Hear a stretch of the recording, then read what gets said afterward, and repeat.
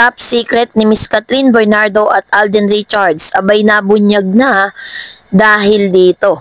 Ano nga ba ang mga nakapaloob sa balitang ito? But before that, if you haven't subscribed yet to my YouTube channel, please don't forget to like, share, and subscribe at i-hit mo na rin ang notification bell for more showbiz updates.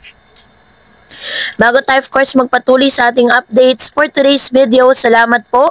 No, of course, nais kong pasalamatan kayo for always watching and trusting this channel. Thank you so much sa inyong palagiang panonood at palagiang pagsubaybay. At ngayong araw, let's talk about this one.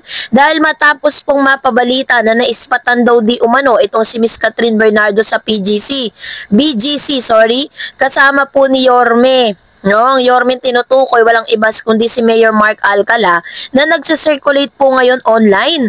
Kasi syempre, yung news po ay nanggaling mismo kay Mr. OG Diaz. Kaya talagang masasabi mong sinasabi nila na reliable daw di umano ang ilan sa mga source nito. So dahil po dito, nagkakagulo ngayon ang mga fans sa Twitter or dating ex na dating Twitter at sinasabing obvious na hindi bet na mga fans si Catherine Bernardo ang kumakalat na chika sa online world na spotted sa BGC ang aktres kasama ng mayor na nalilink.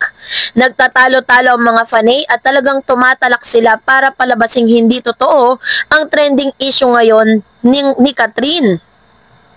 Pinag-uusapan kasi sa SOCMED or social media na nakita raw na magkasama ang Asia superstar at si Lucena Mayor Mark Alcala sa BGC.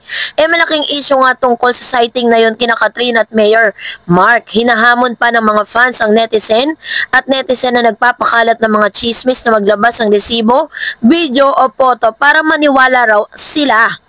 Pero habang puro kwento pa lang ang nababasa at naririnig nila, ay nangako ang followers ni Kat na hindi nila kakagatin ang chismis na yon. Marami rin fans ang aktres ang nagkomento na hihintay na lang daw nila ang sasabihin ni Kat at yun lang daw ang paniniwalaan nila. At para matigil lang isyong yon, shinare fa ng mga fans ng SOCMED ang post ni Kat na nagsha-shopping ito sa BGC branch ng ini-endorse ang clothing brand kasama ang kaibigang hairstylist na si Mr. John Bale. Sa inang fans, sa pagkamalan lang daw siguro ni John na si Mayor Mark dahil naka-bull cap at face mask ito na sinang-ayunan ng mga netizen. At mas pinaniwalaan nito ng fans dahil may resibo na hairstylist naman pala ang kasama ni Kat at hindi si Mayor Mark. Naniniwala nga ang solid fans na aktres na single pa rin ito kahit magti 3 years na ang breakup nila ni Daniel Padilla. So, yun po yung pinaniniwalaan. Hindi talaga naniniwala mga fans patungkol doon.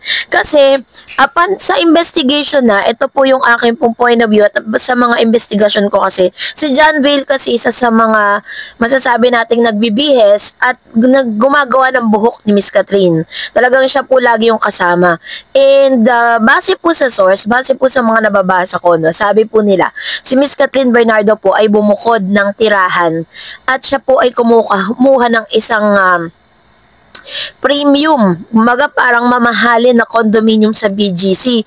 Kaya po madalas siyang nakikita or sightings po doon. May mga nagtatanong bakit daw po madaling araw lumalabas kasi tagaroon lang si Miss Catherine. Maaari yun yung oras na kung saan kukonti lang ang tao. At the same time, yun yung oras ng pag-uwi niya. Kaya po talagang ganoon. Tapos si John Vale naman po, according po dun sa isang nabasa kong article, sinasabi dito na si Mr. John Vale po ang isa sa mga nag-influence kay Miss Catherine Bernardo na kumuha ng condominium nga sa BGC, kung saan ito po isa sa mga mamahaling condominium dyan.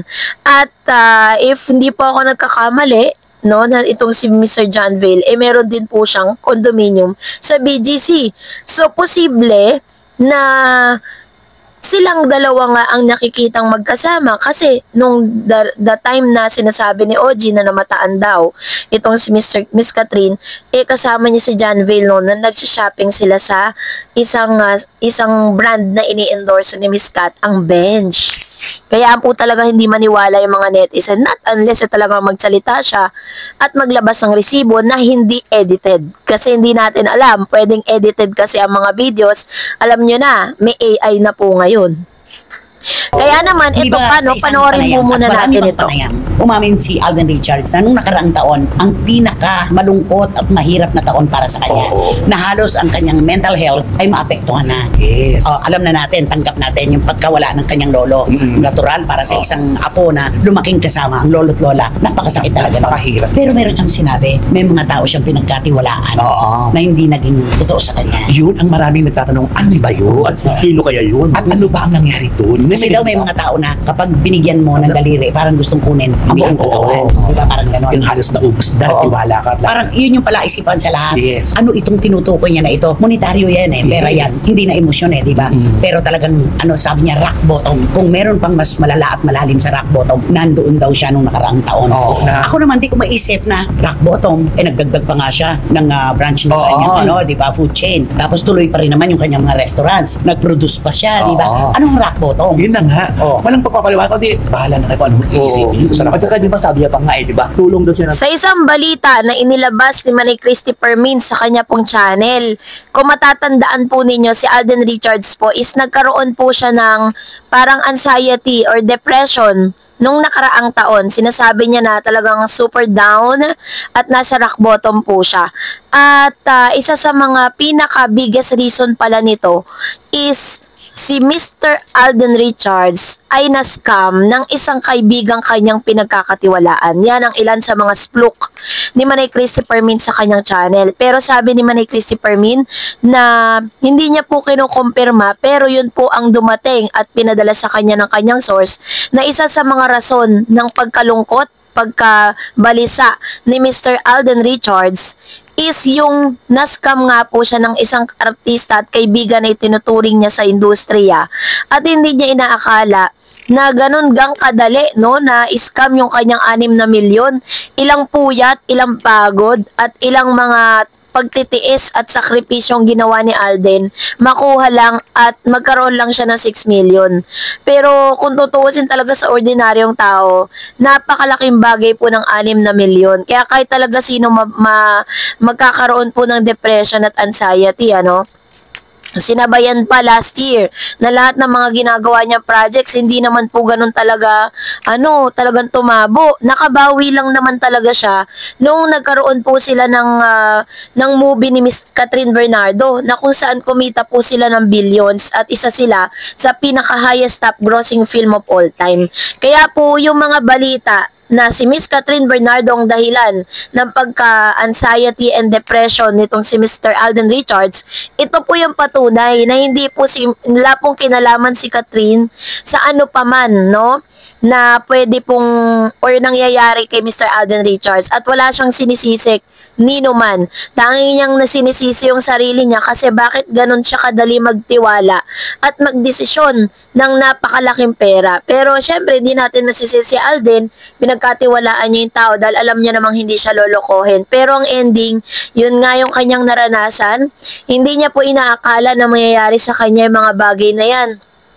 Dahil, syempre may mga businesses, may other side hustle din ginagawa si Alden just to make sure na maihanda niya yung sarili niya for his future, ano. Pero this time, year 2025, pagkatapos po ng movie nila ng Hello Love Again, nakita niyo po yung pagsigla ni Alden na parang kumawala siya dun sa depression, sa anxiety na pinagdaanan niya for the longest time last year.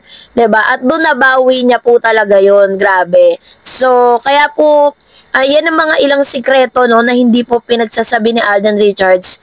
Pero ngayon ay lumalabas na. Kaya naman ipagdasal natin si Alden na makabawi na siya ng todo. So, that's it for today. For more videos and updates, please don't forget to like and subscribe. And please don't forget to follow my Facebook page, Dar Eds TV. God bless everyone!